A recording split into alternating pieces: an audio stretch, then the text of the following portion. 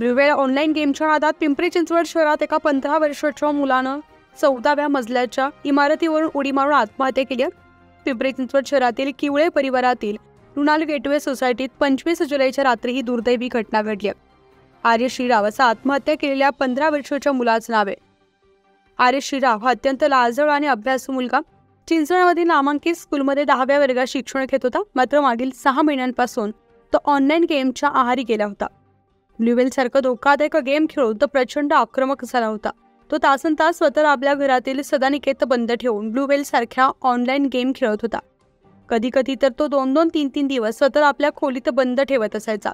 यातूनच त्यानं 25 जुलैच्या रात्री त्याच्या राहत्या घरातून 14व्या मजल्यावरून उडी मारून आत्महत्या केली. आर्य श्रीराव हा आपल्या आईसोबत किवळे येथील रुणाल गेटवे सोसायटीमध्ये राहायचा, तर त्याचे वडील हे विदेशात नोकरीसाठी वास्तव्यास आहे. या घटनेमुळे श्रीराव कुटुंबाला मोठा धक्का बसलाय. आर्य श्रीराव या चिमुकल्या मुलाच्या आत्महत्या प्रकरणात रावेत पोलिसांनी आकस्मिक मृत्यूची नोंद केली आहे. मात्र या घटनेमुळे पिंपरी चिंचवड शहरात मोठी खळबळ उडाली आहे. ब्लूवेल पबजी सारख्या जीवघेण्या ऑनलाईन गेमवर बंदी असताना सुद्धा हे गेम लहान मुलांच्या मोबाईलमध्ये कसे इन्स्टॉल होतात आणि यावर सरकार निर्बंध का आणत नाही, असे प्रश्न या निमित्तानं उपस्थित होत आहेत. रावेत पोलीस स्टेशनमध्ये किवळ्याच्या इथं एक सोसायटी आहे. त्या सोसायटीमध्ये 14व्या मजल्यावरनं एका लहान मुलाने 16 वर्षाच्या मुलाने उडी मारून आत्महत्या केल्याची घटना 3 दिवसांपूर्वी उघडकीस आलेली आहे.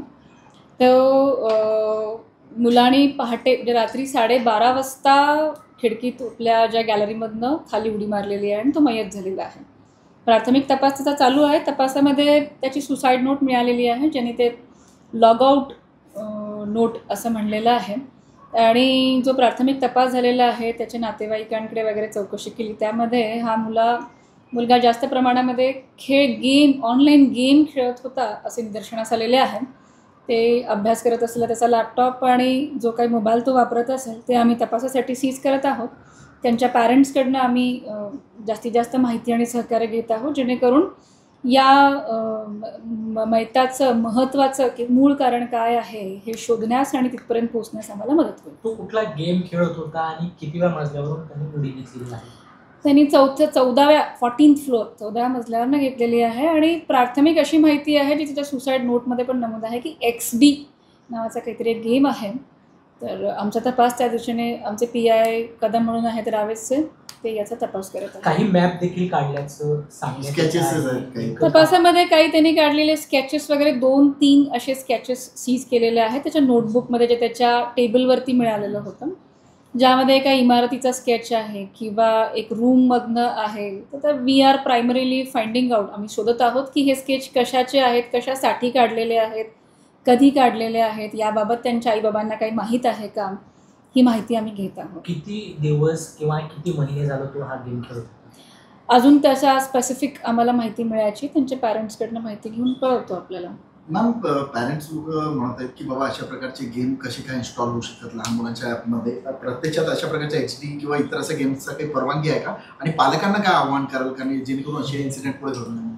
ॲक्च्युली आता ईमेल ID आणि मोबाईल फार सहज लहान मुलांच्या हातामध्ये मिळत आहे. तर पालकांना मला हेच आवाहन करायचं आहे की पॅरेंटल कंट्रोल नावाचा एक प्रकार आपल्या सगळ्यांच्या मोबाईलमध्ये असतो. डिजिटल वेलबिंग नावाचं पण एक ॲप आपल्या सगळ्यांच्या मोबाईलमध्ये असतो. तर आपल्या मुलांचा स्क्रीन टाईम कृपया आपण मर्यादित करा, नंबर 1.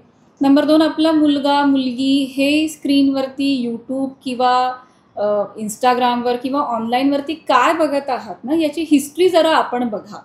आपल्याकडे त्याचा मिरर राहून द्या, त्याचा काहीतरी कंट्रोल राहून द्या. कारण अचानक अशी घटना घडते आणि मग आपण मागे वळून पाहिल्यानंतर आपल्याला रिग्रेट होतं की अरे, हे मला माहीतच नव्हतं. तर पालकांना माझं नम्र आव्हान आहे की मुलांच्या हातामध्ये खरं तर आवश्यकतेपेक्षा जास्त मोबाईल देऊच नये.